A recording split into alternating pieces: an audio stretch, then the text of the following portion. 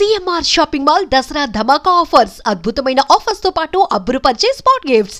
ఇది మన oil కొంటున్నట్లనే oil ఎప్పుడు కొంటున్నప్పుడు క్రూడ్ ఆయిల్ రేపటి కోసం కొనం మనం. జనవరి ఫ్యూచర్స్ ఇప్పుడు కొంటాం మనం. Well in advance you have to plan.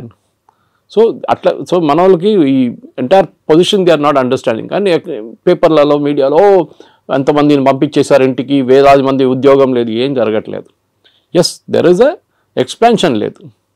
కాకపోతే ఇక్కడ డబుల్ స్టాండర్డ్ ఏమన్నా ఉందా అని మీరు చెప్పినట్టుగా వాళ్ళని పంపించేస్తున్నారు, లేకుంటే స్టూడెంట్స్ని రానివ్వట్లేదు, అక్కడ ఉన్నటువంటి వీసాలను కట్ డౌన్ చేస్తున్నారు అనే దాంతో పాటుగా ట్రంప్ మనతో మాట్లాడడానికి ఇంట్రెస్ట్ చూపిస్తున్నారు. 4 సార్లు మోదీకి కాల్ చేశారంట, ఇలాంటి వార్తలు కూడా ఇవాళ ట్వీట్ చేశారు కదా ట్రూత్ సోషల్లో.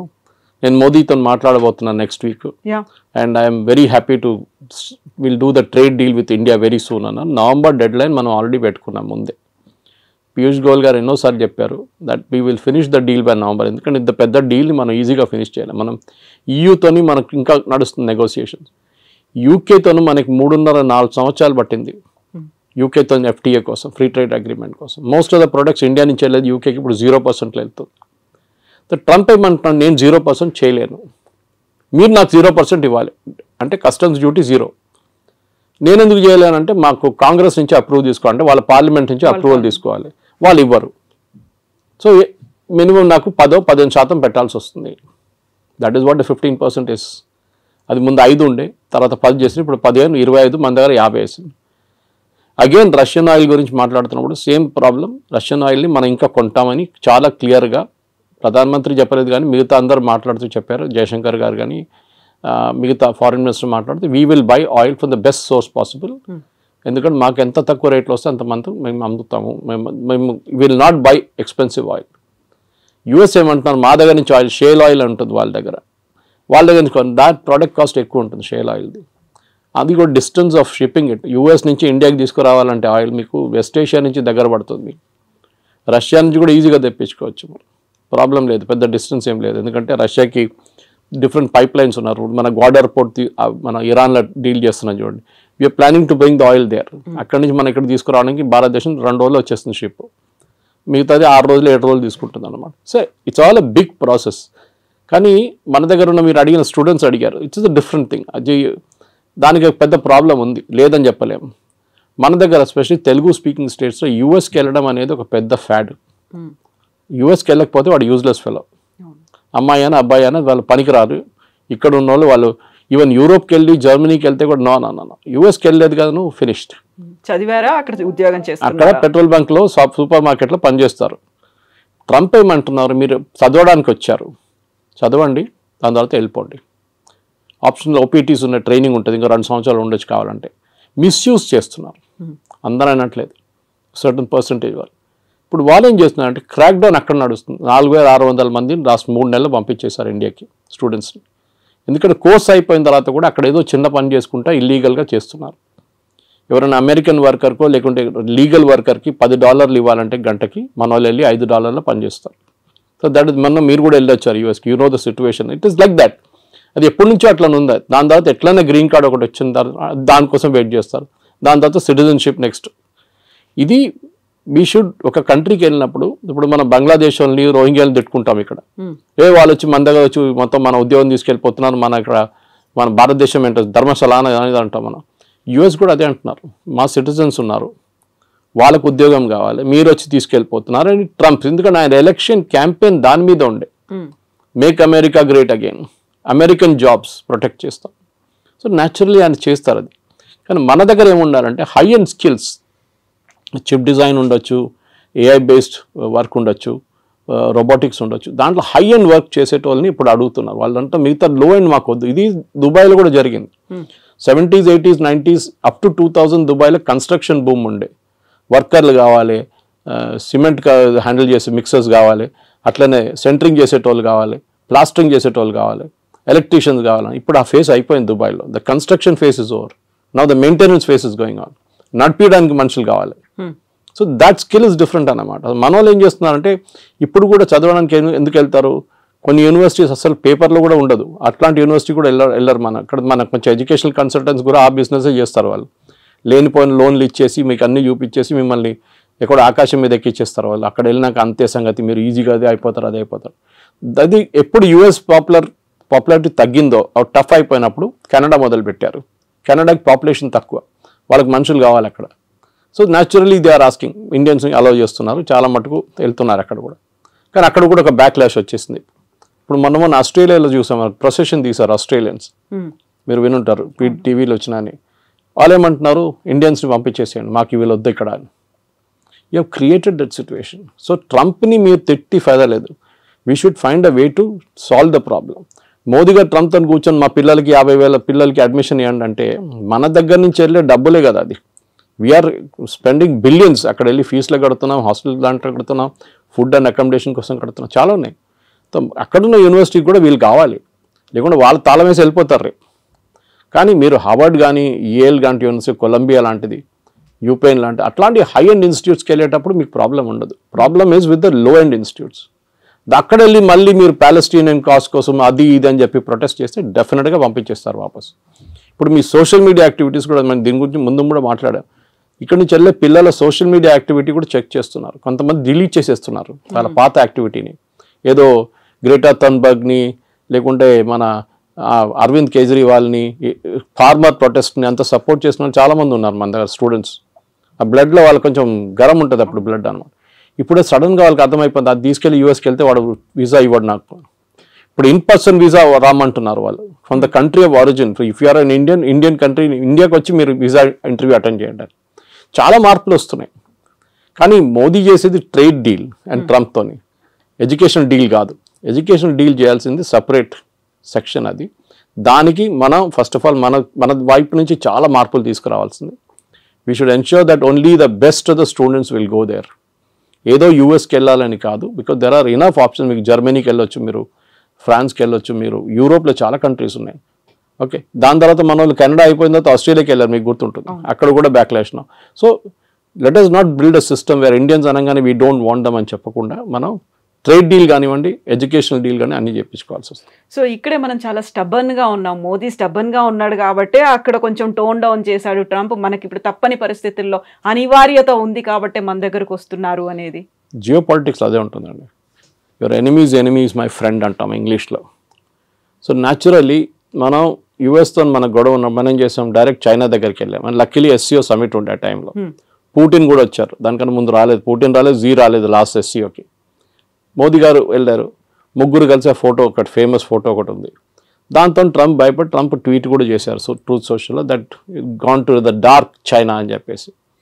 ట్రంప్కి అన్నిటికంటే పెద్ద భయం రష్యా కాదు, China. Actually economically, manufacturing wise and military wise China యూఎస్కి చాలా పెద్ద కాంపిటీషన్. రష్యా కూడా ఉన్నారనుకోండి, కానీ రష్యా యుక్రెయిన్ వార్ తర్వాత కొంచెం వాళ్ళ మ్యానుఫ్యాక్చరింగ్ దెబ్బతిన్నది, స్పెషల్లీ వాళ్ళ డిఫెన్స్ మ్యానుఫ్యాక్చరింగ్. కానీ దే విల్ పికప్, దాంట్లో ప్రాబ్లం. ఇప్పుడు మీరు రష్యన్ జీడిపి చూస్తే యూఎస్ జీడిపి కన్నా ఎక్కువ వాళ్ళది. కానీ వాళ్ళ ఫైనాన్షియల్ అంతా బ్లాక్ చేసి శాంక్షన్స్ పెట్టారు చాలా మటుకు. సో వాళ్ళ $300 బిలియన్ యూరోప్లో ఫ్రీజ్ అయిపోయింది వాళ్ళది. ఎస్, మనం టఫ్గా ఉన్నాం, టఫ్గా ఉండాల్సింది. టుడేస్ జియో పాలిటిక్స్లో మీరు బెండ్ అయితే మిమ్మల్ని కోసి పడేస్తారు వాళ్ళు.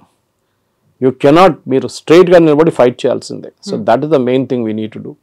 సో ఇట్లాంటి పరిస్థితుల్లో డెఫినెట్గా మోదీ గారు చేసిన స్ట్రాటజీని మొన్న Jerusalem post, Israeli news paper, చాలా ఫేమస్ న్యూస్ పేపర్, వాళ్ళకు చాలా మంచి ఆర్టికల్ రాశారు. They were comparing Netanyahu and Modi. గాజాలో ఒక హాస్పిటల్ మీద ఒక స్ట్రైక్ జరిగింది, ఒక బాంబ్ అటాక్ ఇజ్రాయెల్ వాళ్ళు చేశారు. చేసినప్పుడు దాంట్లో 6 జర్నలిస్టు, కొంతమంది డాక్టర్లు చనిపోయారు. పెద్ద గొడవ అయింది. ఇజ్రాయలీ ప్రైమ్ మినిస్టర్ నెటన్యాహు, మళ్ళీ వాళ్ళ డిఫెన్స్ మినిస్టర్, వాళ్ళందరూ చీఫ్ ఆఫ్ స్టాఫ్ అందరూ అపాలజైజ్ చేశారు వచ్చి. Within 3-4 hours. Next day, third day తెలిసింది దాంట్లో 4 హమాస్ టెర్రరిస్ట్ ఉన్నాయని. ఇప్పుడు మీరు ఆల్రెడీ అపాలజైజ్ చేసేసారు, అపాలజీ రిటర్న్ తీసుకోలేరు. Should you have weighted? So వాళ్ళు అన్నారు learn from Modi. A reaction లేరు. ట్రంప్ అదన్నారు, ఇదన్నారు, తిట్టారు, అది అన్నారు, మోదీ ఫోన్ చేయట్లేదు అన్నారు, నేను అది చేస్తాను అన్నారు. Not even a single word. దానికోసం ఇంగ్లీష్లో అంటారు పిక్చర్ స్పీక్స్ 1,000 words అని. ఆ ఫోటో పెట్టేసి ఖతం చేస్తే మొత్తం ఇంపాక్ట్ వచ్చేస్తుంది అంత. సో ట్రంప్ దానికోసం దిగి వచ్చారు. ఎందుకంటే ట్రంప్కి ఇప్పుడు రష్యా చైనా కలిసే ప్రాబ్లం లేదు, వాళ్ళు న్యాచురల్ అలైస్ వాళ్ళు. కానీ అదే ఎందుకంటే ఇద్దరు డిక్టేటర్షిప్స్. మన దగ్గర అట్లా కాదు, మన దగ్గర డెమోక్రసీ ఉంది.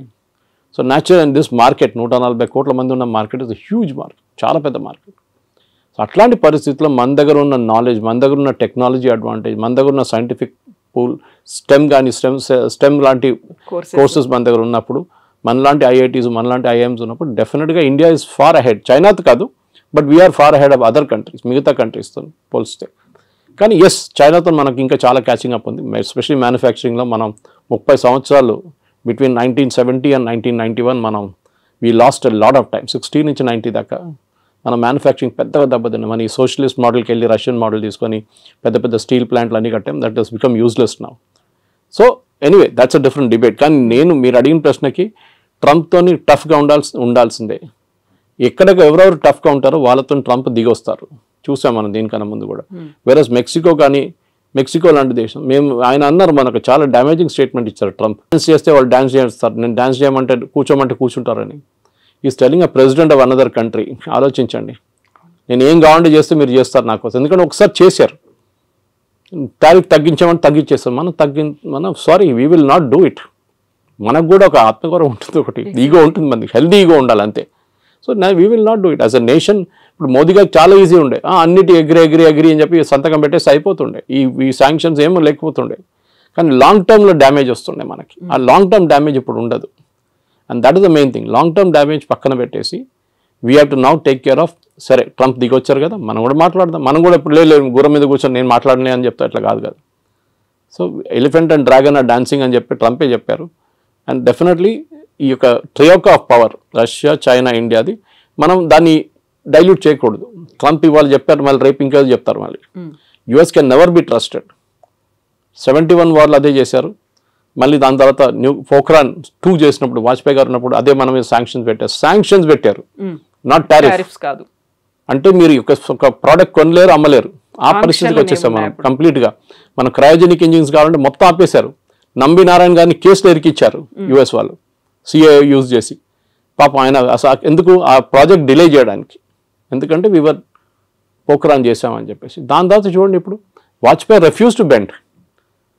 జార్జ్ ఫెర్నాండెస్ ఆ టైంలో, దానికన్నా ముందు కోకోకోలాని బయట తరిమి కొడితే థమ్స్అప్ గ్రో అయింది అప్పుడు. ఇప్పుడు కూడా Thums Up is #1 Indian brand. So అట్లా చాలా ఉన్నాయి. కొంతమంది అన్నారు, KFC బాయ్కాట్ చేద్దాం, మన మెక్డానల్డ్స్ బాయ్కాట్ చేద్దాం, పెప్సీ తాగొద్దు, కోక్ తాగొద్దు. That's all childish.